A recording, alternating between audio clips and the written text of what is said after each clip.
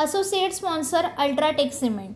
पंतप्रधान नरेंद्र मोदी यांची TV9 नेटवर्कच्या 5 संपादकांनी एक महामुलाखत घेतली आहे। या संदर्भात बोलण्यासाठी आपल्यासोबत MIMचे खासदार आणि MIMचे प्रदेशाध्यक्ष इम्तियाज जलील आपल्यासोबत आहेत। सर, नरेंद्र मोदींनी एक महत्त्वाची मुलाखत दिलेली आहे। त्यामध्ये ते म्हणतात की उद्धव ठाकरे जेव्हा आजारी होते त्यावेळेला मी रोज त्यांना फोन करून बोलायचो आणि उद्धव ठाकरे यांचा मी नेहमी सन्मान करतोय, ते बाळासाहेब ठाकरे यांचा मुलगा आहे म्हणून। सबसे पहले तो नरेंद्र मोदी साहब को मुबारकबाद देता हूँ मैं कि आखिरकार मीडिया के सामने आना पड़ा, लेकिन ठराविक 5 लोगों के सामने ना जाते हुए अगर जनरल प्रेस कॉन्फ्रेंस अगर लेते तो बहुत सारे मीडिया वालों के सवालात होते। शुक्र है कुछ संजीदा सवालों का उन्होंने जवाब दिए होंगे, वरना इससे पहले जो इंटरव्यू दिए थे उनसे पूछा जा रहा था कि आम आप काट के खाते हैं या चूस के खाते हैं करके। उसमें ठीक है, उद्धव ठाकरे साहब को अगर आपने फ़ोन किए है, राजनीति का मतलब ये नहीं है कि हम आपस में एक दूसरे के दुश्मन होते हैं करके। मेरे भी बहुत सारे मित्र हैं, मैं MIM के अंदर होने के बावजूद भी मेरे भी बहुत अलग अलग राजनीतिक पार्टियों से, तो आप कोई बहुत अलग काम कर रहे हैं ऐसा नहीं है। और ये हमारे देश की संस्कृति है, ये ऐसा आप दिखाने की कोशिश मत करिएगा कि मेरी संस्कृति ऐसी है करके। ये देश की संस्कृति है कि अगर हमारा कोई करीब का है, उसका बच्चा अगर सब ठीक है कि दूसरा रास्ता इख्तियार कर रहा है, राजनीति के अंदर वो कोई दूसरी पार्टी के अंदर जा रहा है, तो आपको उसके साथ कोई संबंध बनाए रखे हैं तो कोई बहुत बड़ी बात नहीं है, मैं समझता हूँ। आगे वो बता रहे हैं कि उद्धव ठाकरे को अगर कोई दिक्कत होती है या कोई परेशानी होती है तो उस परेशानी में उनकी हेल्प के लिए जाने वाला मैं पहला इंसान रहूँगा।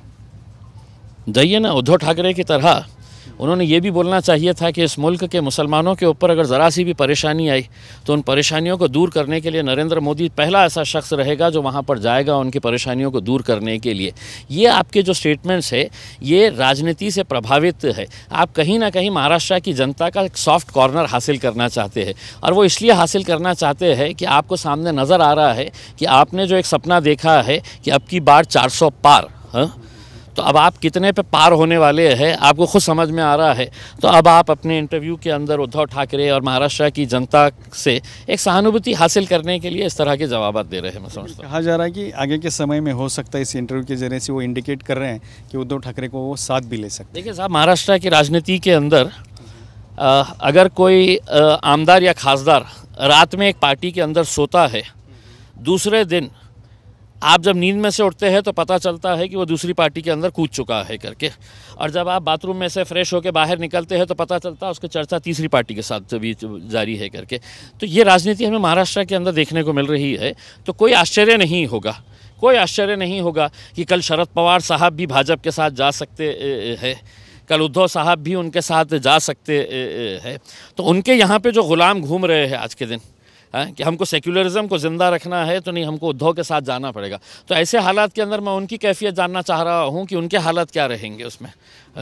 तो राजनीति के अंदर अभी ये फ़िलहाल का माहौल को देखते हुए आपको कोई हैरानी नहीं होनी चाहिए कि कौन कहाँ कुदी मारने वाला है। एक पक्ष जो कहीं नहीं जाने वाला है वो मेरा पक्ष है, AIMIM।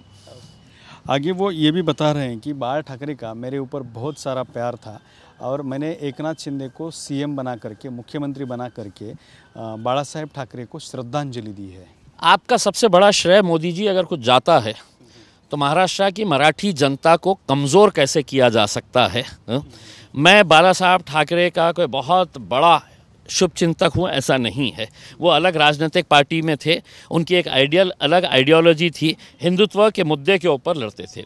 लेकिन हमारे राजनीतिक और वैचारिक मतभेद होने के बावजूद ये बात महाराष्ट्र का हर आदमी ये जानता है कि वो मराठी लोगों की एक तरह से अस्मिता थे, एक ताकत थे मराठी लोगों की। और ये जितने भी है वो एक ऐसा शख्स था कि जिसके दरबार में सभी आते थे। मोदी साहब को भी आना पड़ा होता अगर वो ज़िंदा रहते थे। तो आज के दिन अगर उन्होंने ये कह रहे हैं कि मैंने उनके ऊपर बड़ा प्रेम किया हूँ, उनके बच्चे से बड़ा प्रेम कर रहा हूँ करके, तो मेरे हिसाब से ये सिर्फ एक महाराष्ट्र के चुनाव को मद्देनज़र रखते हैं। और मुझे ताज्जुब ये हो रहा है इतने सारे सवाल उन्होंने महाराष्ट्र के उद्धव ठाकरे के ऊपर ही क्यों कर डाले हैं। देश के थोड़े गंभीर विषयों के ऊपर भी बात करना चाहिए था। वैसे भी कुछ अगर सवाल होंगे तो उनको बोलिएगा कि या 2-4 सवाल, मैं भी पुराना पत्रकार था, मेरे से भी पूछ लेना था, तो मैं भी चाहता था कि उन्होंने जवाब देना चाहिए करके। उसमें जब उनको पता चल रहा है कि महाराष्ट्र के अंदर अब दाल गलने वाली नहीं है, क्या बोल के गए थे यहाँ पे उनके जो ये आए थे गृह मंत्री अमित शाह साहब, हम 48 में से 45 सीटें जीतेंगे। 3 छोड़ दिए थे, उसमें एक मेरी भी सीट थी। तो वो 3 सीट छोड़वा लेते। फिर बाद में उनका एक मुख्यमंत्री आते हैं, वो कहता है हम कम से कम 41 जीतेंगे। अब उनको समझ में आ रहा है कि भैया यहाँ तक भी नहीं पहुँचने वाले हैं, तो अब ये सब नई नई बातें निकाल रहे हैं। एक आखिरी बात उन्होंने महाराष्ट्र के लिए बोली थी कि जो राष्ट्रवादी कांग्रेस है उनमें जो झगड़ा चल रहा है वो उनका आपसी घर का मामला है, और एक बूढ़ा इंसान जो खुद के घर को संभाल नहीं सकता वो देश को क्या संभाल सकेगा। देखिए, मैं आपको ये जो कह रहा हूँ ना कि मराठी लोगों को कमज़ोर करने का काम अगर इस देश के अंदर किसी ने किया है तो वो भारतीय जनता पार्टी ने किया है करके। उसमें उन्होंने शिवसेना के 2 टुकड़े कर डाले, उन्होंने राष्ट्रवादी के 2 टुकड़े कर डाले। और मोदी जी, एक सवाल मैं आपसे भी करना चाहता हूँ, मैं भी पत्रकार था, तो ये आप ही है ना जिन्होंने एक भाषण ठोके थे कि अजीत पवार एनसीपी मतलब नेचुरली करप्ट पार्टी, ये आपकी ज़बानी था। आपने कहा था, मुझे तो पता भी नहीं था, मैं पत्रकार होने के बावजूद मुझे पता था कि अजीत पवार का सिर्फ सिंचन घोटाला है। आपकी ज़बानी में आपको बताऊं आपने क्या भाषण दिए थे कि 70,000 करोड़ का सिंचन घोटाला, बैंक घोटाला, खनन घोटाला, ये आपके शब्द हैं मोदी जी। 3 दिन के बाद आपने उसी शख्स को अपने गोद में ला के बिठा दिया, और उसे बिठाया ही नहीं है, महाराष्ट्र के उप मुख्यमंत्री दर्जा आपने उनको दे दिए है। तो अगर ऐसे सवाल आपसे पूछते तो शायद इसका जवाब आपके पास नहीं रहता है, लेकिन मैं TV 9 के माध्यम से आपके इसको ये सवाल कर रहा हूँ। आप इसका जवाब अगर दे डालेंगे तो शायद मैं मेरा वोट भी आपको दे डालूंगा, लेकिन मैं आपको चैलेंज कर रहा हूँ कि आप इसका जवाब नहीं दे पाएंगे। कुछ लोकल सवालों पे आते हैं। अभी इलेक्शन तो चल रहा है, आप प्रचार तो कर रहे हैं, आपके सामने अभी 2 प्रतिद्वंदी हैं जो आपके खिलाफ प्रचार कर रहे हैं। किसको स्पर्धक मानते हैं? कैसी चल रही हवा, कहाँ तक उड़ रहा है पतंग? अरे उनको फुर्सत ही नहीं है इम्तियाज़ जलील की तरफ देखने में, एक दूसरे कपड़े फाड़ने में लगे हुए हो। हाँ, एक बोलता है इन्हें शराबी है, उन्हें बोलता है ये पागल है, वो एड़ा है, उसको कुछ आता नहीं, उसको कुछ आता नहीं है करके वो एक दूसरे के कपड़े फाड़ने में। तो मेरा किस्सा मामला कैसा रहता है मालूम क्या? एक यहाँ एक वहाँ, हाँ, और मेरा रास्ता ऐसा सीधा क्लियर नज़र आता है। तो कहीं पे भी मेरे को ऐसा दूर दूर तक देख रहा हूँ स्पीड ब्रेकर कहीं नज़र आ रहा है क्या, तो कहीं स्पीड ब्रेकर ही नज़र नहीं आ रहा है उसके, तो लड़ ले। मैं TV 9 से अनुरोध करूँगा कि दत्ता आप अपने एडिटोरियल टीम को बोलिएगा कि 4 तारीख के दिन कम से कम 4 यूनिट्स यहाँ पर भेजे करके, क्योंकि देश का सबसे बड़ा जश्न जो है वो मेरे शहर औरंगाबाद में होने वाला है करके। दूसरा ये है कि पहले जो चंद्रकांत खैरे खान और बान की बात करते थे, लेकिन इस बार वो नमाज तक आ गए हैं। वो कह रहे हैं कि अगर कोई इंसान 5 बार नमाज पढ़ता है और कोई रोगी के ऊपर फूंक मारता है तो उसका दर्द भी दूर हो जाता है। मैं तो मस्जिद में ढूंढ रहा था कि यहाँ के बैठ ना गए हो नमाज पढ़ने के लिए करके, मतलब मेरी हालत ऐसी हो गई है उनको सुन के कि मुझे ऐसा लग रहा था कि कोई कुर्ता पैजामा टोपी ताल के आ तो नहीं गए करके, क्योंकि उनके बयानात सुनने के बाद मुझे ऐसा लग रहा है कि कौन से मौलवी के पास ये बैठ रहे हैं, इतनी अच्छी है तो आज मालूमात दे रहे हैं वो।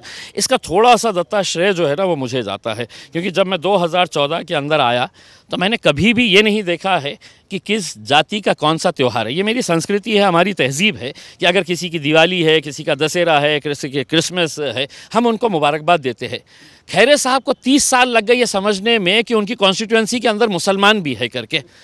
तो रमज़ान की ईद के मौके के ऊपर ईदगाह के ऊपर आके खड़े हो गए, और लोग जैसे ही आ रहे थे तो बोले अस्सलाम वालेकुम, ईद मुबारक, गले मिल रहे थे। इतना अच्छा लग रहा था मुझे देख के। और फिर बाद में उन्होंने तो और हद वो कर डाली, उन्होंने बोल डाली मुसलमानों नमाज़ पढ़ो, और नमाज़ पढ़ के जब मस्जिद के बाहर मिले ना करो सब ठीक हो जाता है करके उसमें। हाँ, तो खैरे साहब, हाँ, अच्छा है, कुछ तो तब्दीली आई है आपके अंदर, वरना आप शायद वही है ना जो मुसलमानों को हिरवा सांप बोल के पुकारे थे आपने और क्या क्या मुसलमानों को कहते थे, शायद आपको अगर याद नहीं होगा तो चलिए किसी टीवी डिबेट के अंदर आ जाए मेरे साथ में, और मैं आपके पुराने बयानात जो मुसलमानों के ताल्लुक़ से थे उसमें, आप ठीक है आज आप राजनीति की खातिर अपना रंग बदल रहे हैं, और आप ऐसा रंग बदल रहे हैं कि शायद कोई गिरगुट देख ले तो आपको देख के शर्मा जाए कि अरे ये तो मेरे से ज़्यादा भी रंग बदल रहा है करके उसमें। तर हे होते इम्तियाज जलील यांनी आपल्या स्टाईलमध्ये या सगळ्या प्रश्नांची उत्तरं दिलीत। कॅमेरामन अमित सोबत Datta Kanwate, TV 9 Marathi, Chhatrapati Sambhajinagar. Associate sponsor UltraTech cement.